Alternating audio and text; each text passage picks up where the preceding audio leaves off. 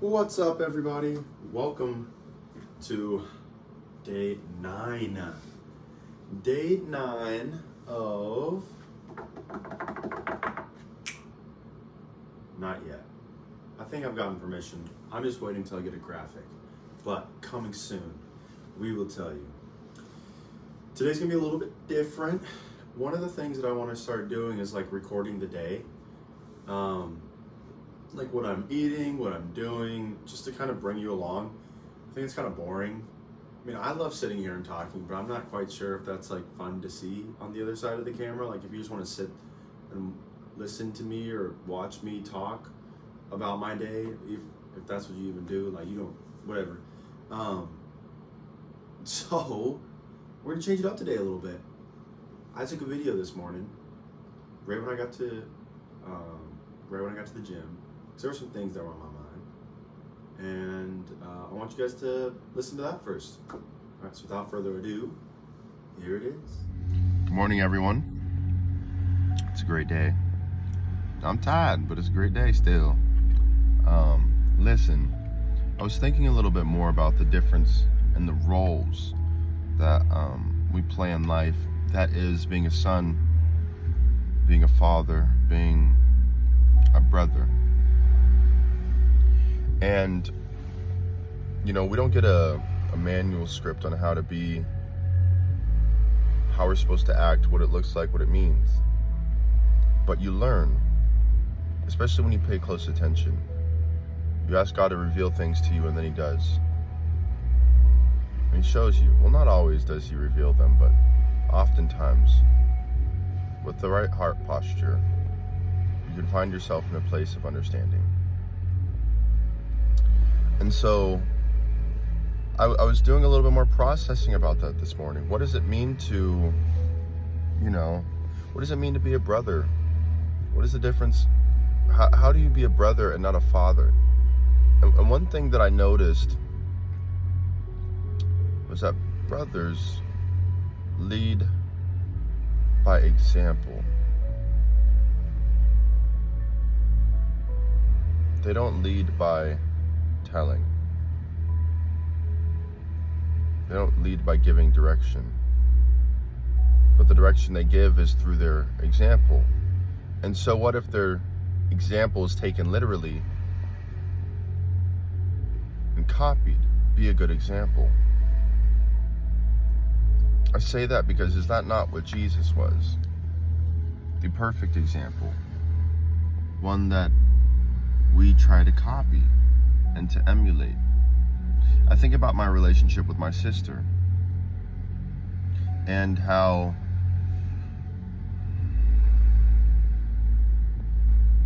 me, her brother, would try to tell her things.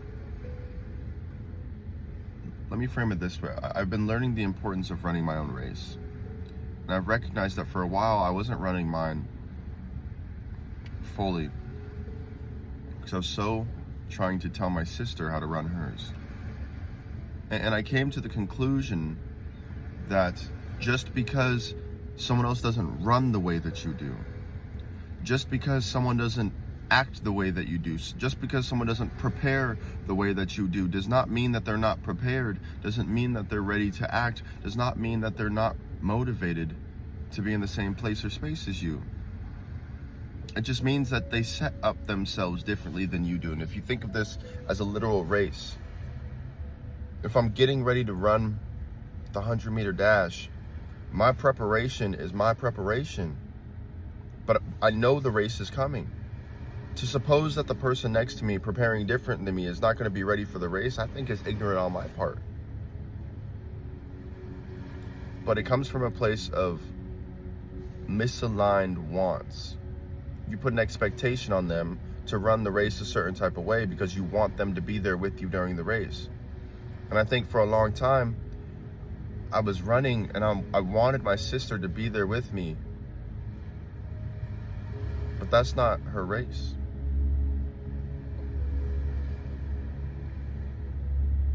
Not to say that she isn't in the same race, but it's very possible that even if we're on the same track, I'm moving at a higher speed. I am further along in life. I'm a couple years older. So could we argue that the times that we're close is when I'm circling back around the track and we're next to each other, running our race together, and I can motivate her and encourage her. But then I keep running and I'm past that again. And then I come back, right? Like it goes in cycles. Sometimes we're closer than other times. But to be a brother is to lead by example. I think about how I started making my bed every morning. And now she makes her bed. I think about how I started hanging up decorations. So she starts hanging up decorations. When I lead by example and allow her to take what she wants, I see that my race is influencing her race. But when I try to tell her how to run her own race, it never goes well. So pray for me, guys, as I continue to learn what it means to be a brother. Continue to learn what it means to be a son of God. Amen. What did you guys think? I thought that it was really interesting. You know, it was pretty vulnerable. I like this kind of idea, this method of taking the videos throughout the day, so that way I don't have to just like try to remember everything, but it can be a little bit more organic.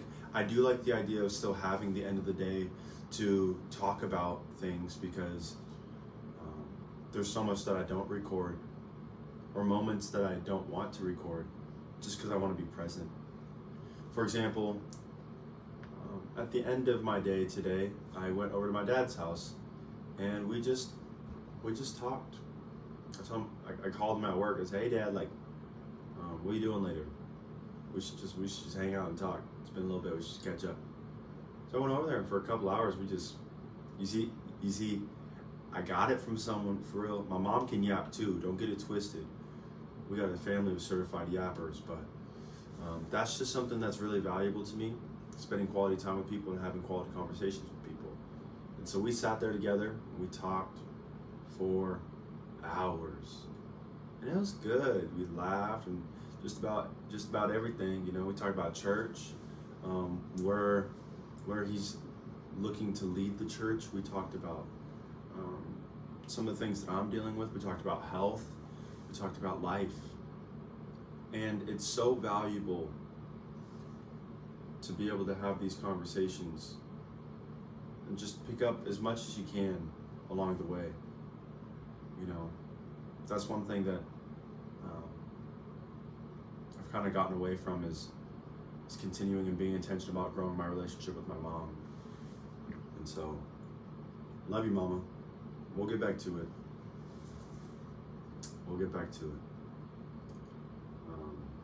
Now I'm just thinking about ways that, like, what we're gonna do. And I'm excited about it. I just know that it'll be good. So, yeah, I don't know. I like this idea of cutting up the video, adding different parts of my day. We'll try to make it a little bit more smooth. We're just taking it one day at a time and learning and growing. And yeah, we'll see what happens. Tomorrow is my Sabbath day. I'm excited about it though, because one of my buddies that we haven't talked in a little while, we're gonna catch up, FaceTime. It's just, life just feels so good right now, and just, I gotta come back to that. Okay. Wow, I almost just skipped over that. But tomorrow I'm talking to my buddy, and then another one of my homies. Him and I are about to go on a hike together, just to spend time with each other and talk and communicate, fellowship with each other. It's just real important, young men out there, to have other men that you hang out with and that you talk to have mentors older than you, and to have students younger than you that you can lead and you can help, but then to also be led into places that you're about to go and that you don't know about yet. That's just the journey of life. And we'd be wise to get understanding along that way. The thing that I said we have to come back to was today was, oh man, there was a lot. So, and learning and being vulnerable about my sister and everything, right? growing in that and just trying to walk that out. Today, I just felt so unsettled. After my workout, I got home and she was working from home. My spirit was just unsettled. And I didn't like the way that I felt. So I started running. You know what I mean? Not literally. I started running. And I was like upset with myself. I was like, man. And I just heard the Lord tell me, like, don't give up. Remember how I told you guys with the water bottle that this is understanding and sometimes it's really far away from me? It's as if God gave me the keys to a house and said, Noah, go find understanding. It was like I said, God, what is this? What is this feeling? What is going on right now? And he said, here, go find understanding. Keys? What are these keys to? Go search for it. Okay, and gosh, I don't like the way this feels, but anything in, nope, okay. Anything in here, nope. God, I don't like the way this feels. Start running again. You run, you get tired. You think to yourself, I'm tired of running. And so you come back. I got these keys. Let me keep looking. So you get up. Going into different rooms now. Eventually I found understanding. It took some time. I was tired of running. I'd ran a while. But eventually I found it.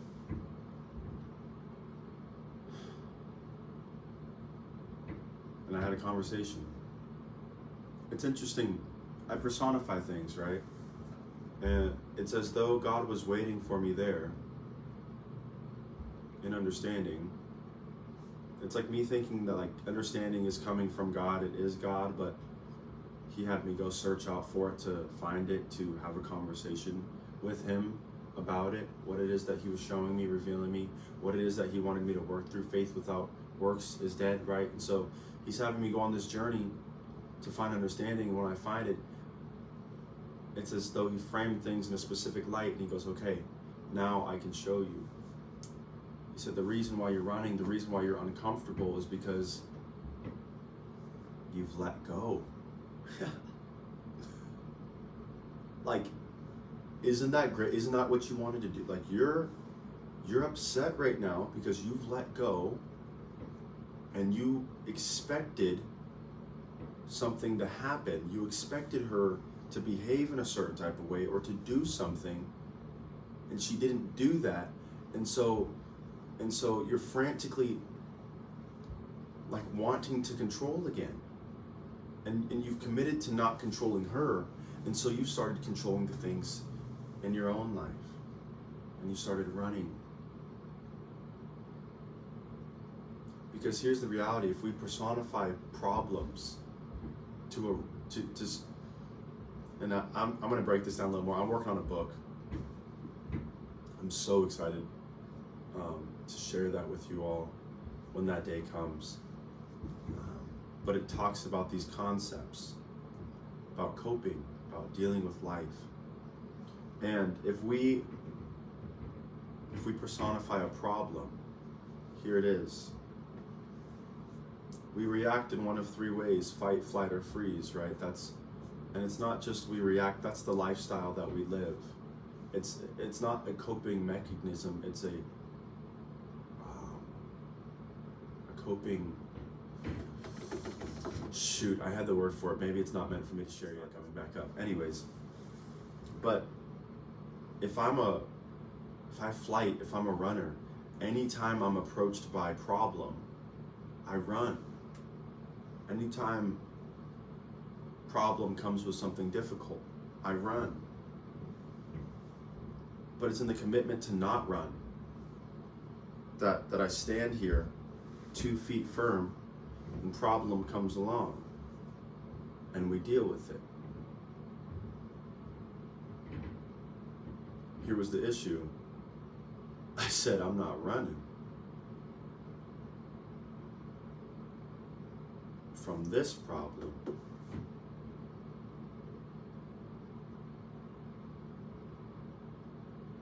But because I didn't acknowledge that there was a problem, I couldn't understand how it was feeling. And that's where I started running. It's like, this is problem. And I said, so what problem? Ain't nothing's wrong. This is great. I let go. I let go. Life's good. Yes, ooh, this is lovely. Never looked over here before. Gosh, why do I feel this way? I don't like the way that I feel. God, why do I feel this way? God, why do I feel this way? No, just turn around real quick. I don't, running. Okay, well, I'm supposed to be here. I know that. Why do I feel this way when I'm in this spot? I start running. Okay, I'm back. Sorry, I'm sorry. I didn't mean to do that. I don't know what's going on. I just don't like the way that I feel. Chill out. Okay. Find it. What? Find understanding. Figure out what the problem is. Huh. That's a good point, actually. Maybe I should figure out what the problem is. Because I notice how to keep running. Every time that I get here, I start running. When you begin to cope, you're close to an unsolved problem. You just sprinkle that one on you real quick. And so what did I do? Okay, I'm looking around. Gosh, I just don't feel good about this. I'm just unsettled. Oh, what's this? Oh, is this a problem that I've been running from? Is this the reason why I've been unsettled? Is this the reason why I haven't felt good? And the reason why I started running every time that I got here? Oh, so you're telling me that I was on the edge of a breakthrough, but I ran from it because I didn't want to deal with it? It's crazy. It's crazy. And that's life. And that's what I'm recognizing. That's what I'm learning. That's what I'm dealing with right now, is that I said, okay, God, and I let go of, I'm not going to control you. You live your life. You're right. I'm not your father. I'm not your dad. And I love you.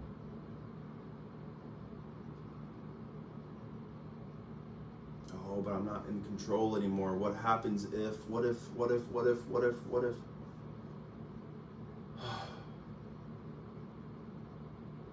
Surrender.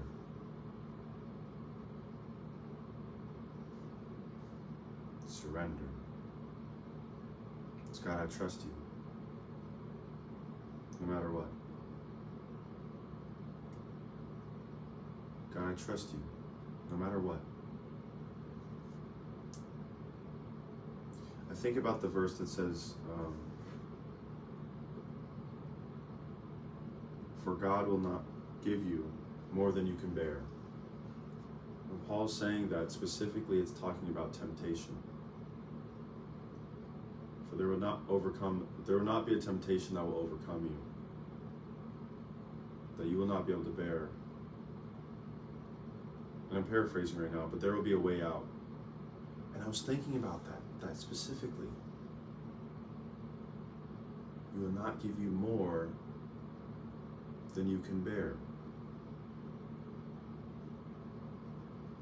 He will not give you more than you can bear. Why do I keep emphasizing the word more? Because if you want more money, it implies that you already have money. And so if I'm going to give you more money, it's to build on what's already there. If you don't have any money, I can't give you more money. I would have to just give you money. Do you see what I'm saying there?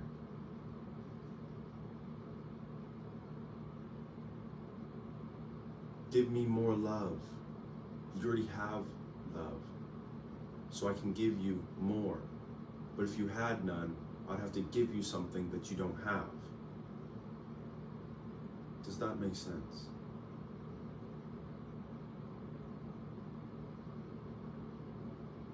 I'm saying that because if God does not give us more than we can bear, it means that we can bear something. I think sometimes we just want to get off the hook. We want God to just fix it for us. All right, God, that's all you. And I believe he does that a lot of times. I believe that God knows our hearts and that he takes care of us. He takes care of his children.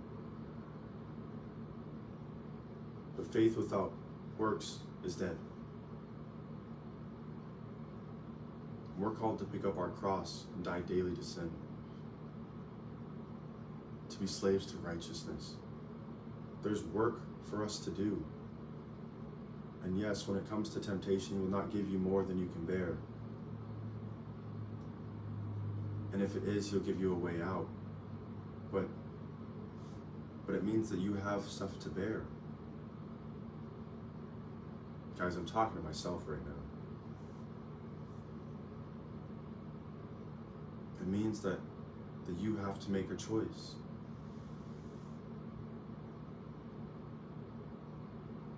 I understood today this idea, but to put it into practice is a little bit different, which is this. Upon recognizing that there's a problem, knowing that I have a tendency to cope, I'm using coping as interchangeably with running because that's the way that I've done it. And recognizing that there's a feeling that I don't like, and recognizing that I'm getting close to a problem that I haven't solved, that I don't yet have the answer for, it would be wise for me to isolate myself from distractions and go to the Father for prayer, lest I be overcome by the temptation being more than I can bear.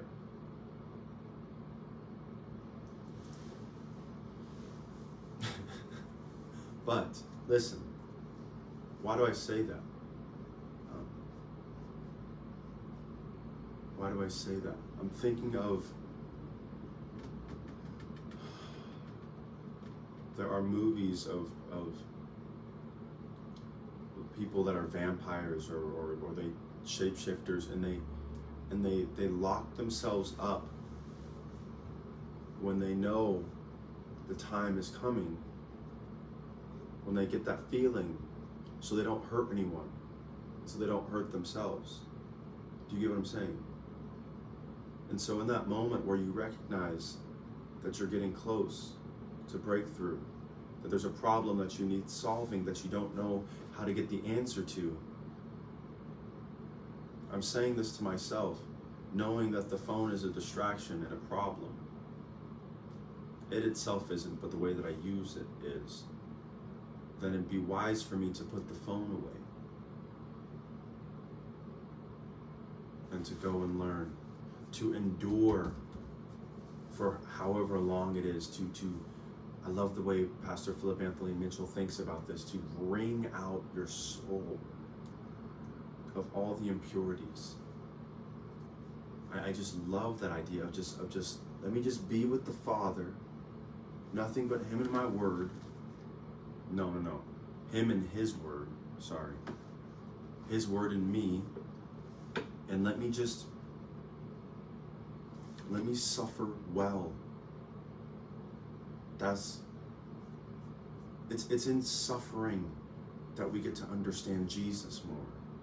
It's in suffering that we get to grow. It's in suffering that we get to learn. I've learned in part, more so, the reason why I'm doing 75 hard. And it's because of this.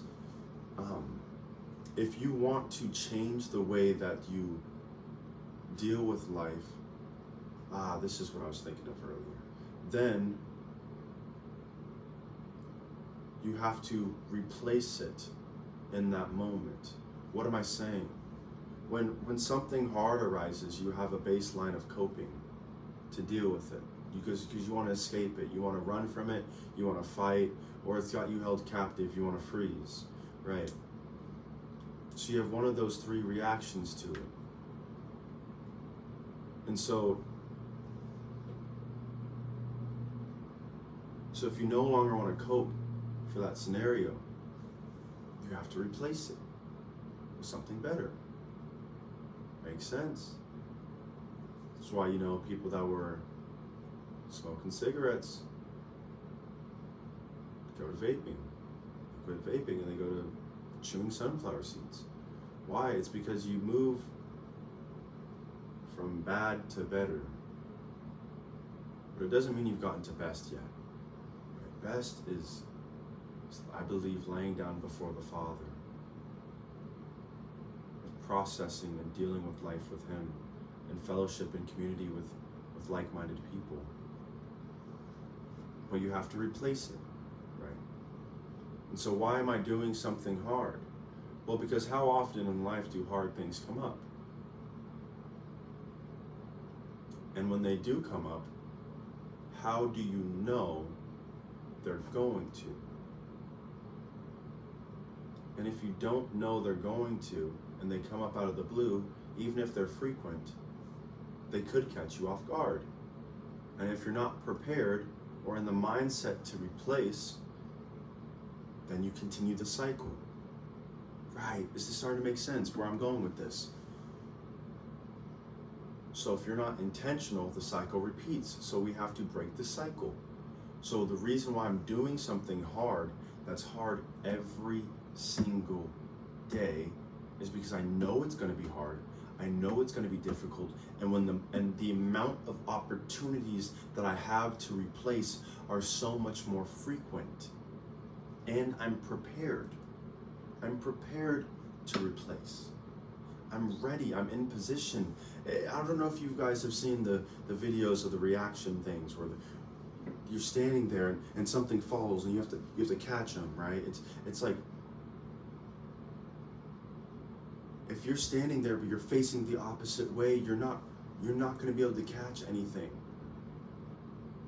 If you're standing there with your eyes closed, you're not going to be able to catch anything. And that's like what it is when you're not expecting life to hit you.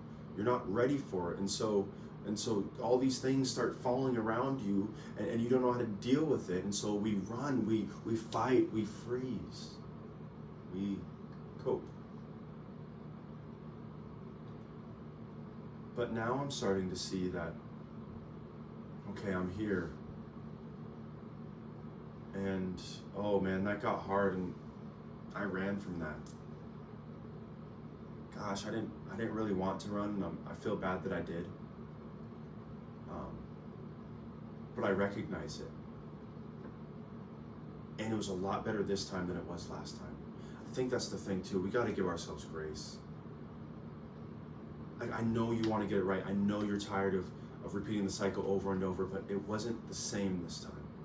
Something changed. You learned. You're growing. So don't quit on yourself because the progress doesn't look like you thought it would. Keep going. Keep going. Don't quit. I know it doesn't feel good, but you're right here. The problem that keeps coming up, the only way for you to break through the things that you want to break through is to break through all the things that you thought would break you. That's the only way to overcome, is to face it, to deal with it, to accept the reality that this sucks, this is hard, I don't like this, but you know what? I'm not running. You know what? I'm done fighting and being aggressive because I can't understand you if I'm punching you in the face.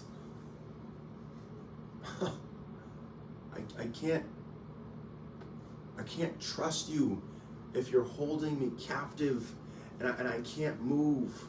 and I feel claustrophobic, and I'm stuck here, and I can't grow because you won't let me out of your control.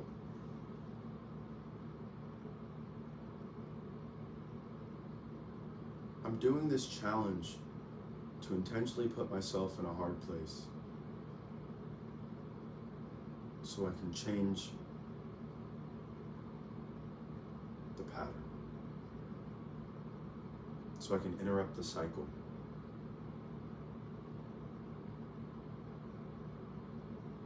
So I can replace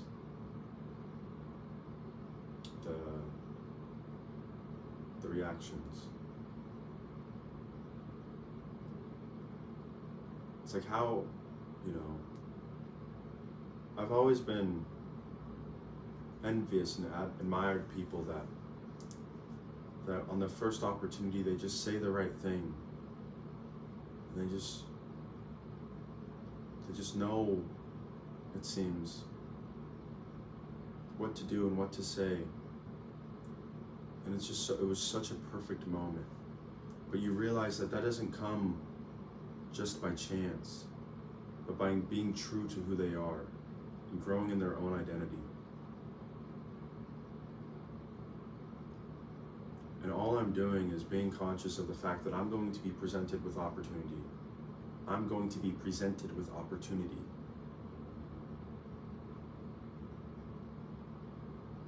And when rubber meets the road, will I be ready? David Goggins. I love what I'm learning about this man. One of the things that he said, and it wasn't in this book, was that, and I heard Snoop say it too, I stay ready so I don't gotta get ready. And people asked David, what are you training for? He said, nothing, I'm staying ready. So if the opportunity comes, I can take it. And that resonated with me. You know what?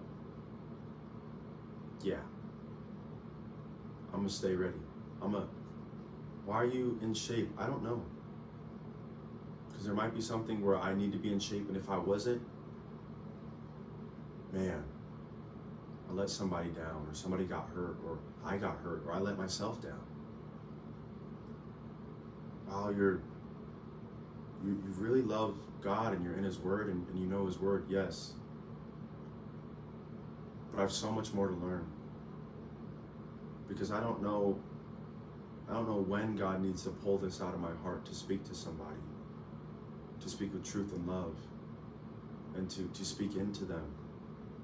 I don't know what my wife is looking for in a man,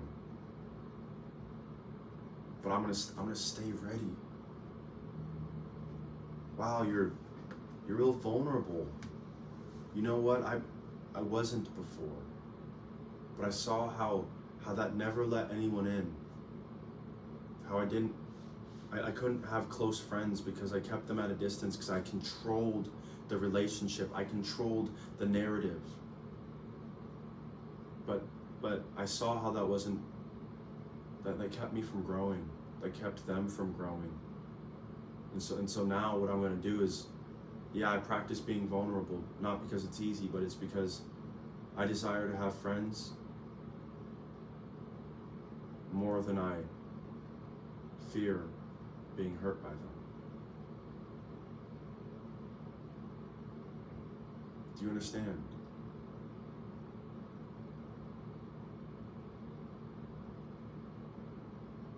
In Avatar: The Last Airbender, May tells Azula, you miscalculated. She says, I love Zuko more than I fear you. And that's how I feel like I'm talking to my problems. You miscalculated. I love God more than I fear you. I trust God more than I fear you. I believe in God more than I fear you. And that's the truth. So let's stay ready, folks. Stay ready. It's great. It's great, and it's challenging, and it's good. God is good.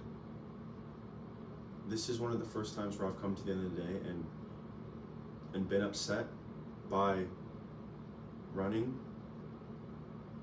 yet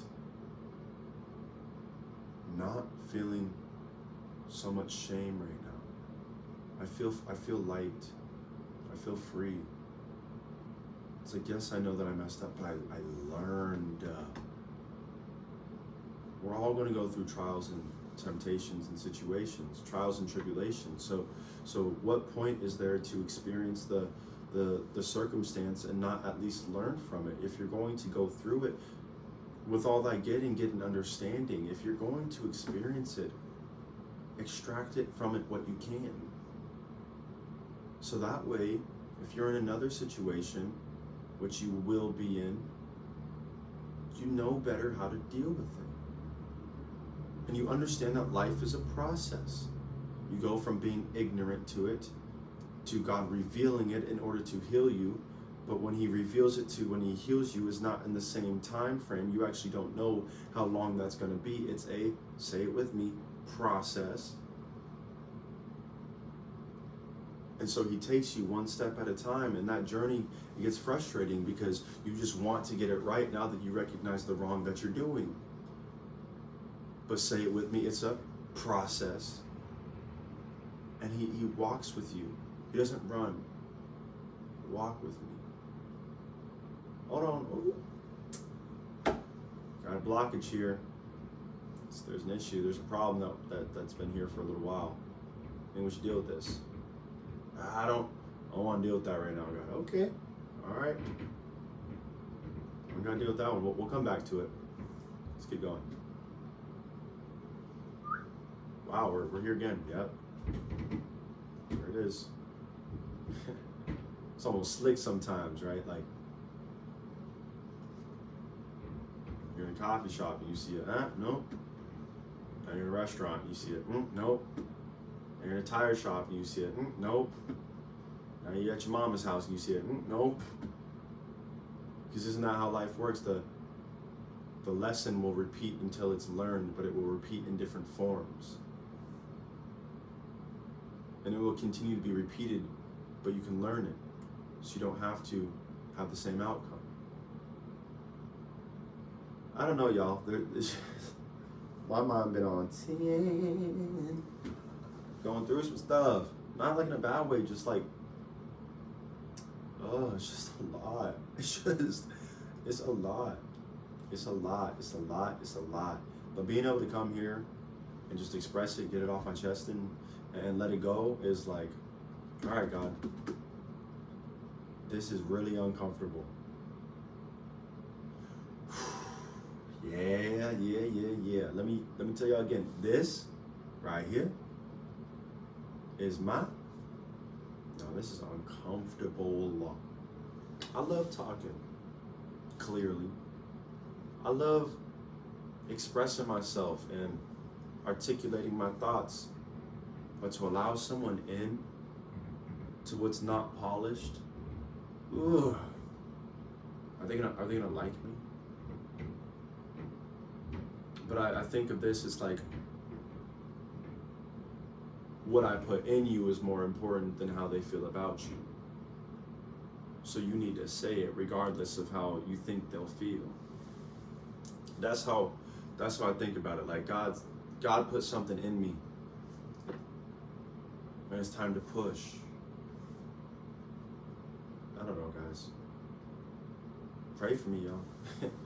It's a journey, but I'm living it. I'm not just talking about it.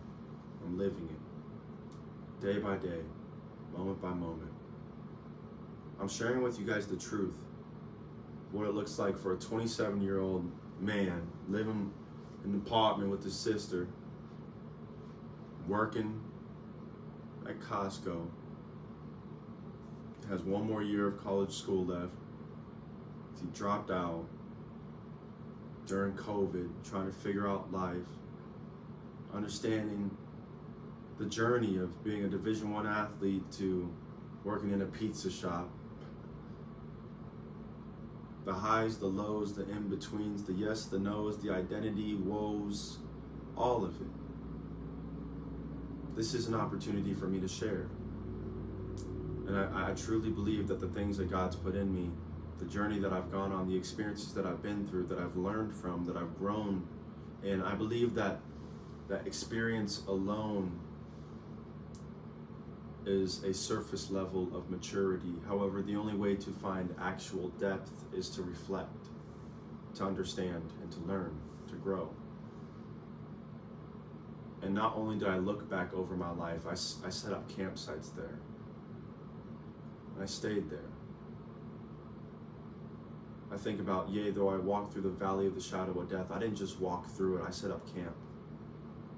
I stayed overnight. I lived there for quite some time. Because I thought there's so much for me to learn here, but there's no room for the living in the land of the dead. It's gone. Only part of you was left behind, not all of you. It's not there anymore. So when you find what was left behind, can you grab it and move forward again? It took so long for me to be present because I couldn't be vulnerable. But I'm learning. I'm learning how to be a friend, how to be a brother. It's crazy. It's crazy. But I don't think I'm the only one.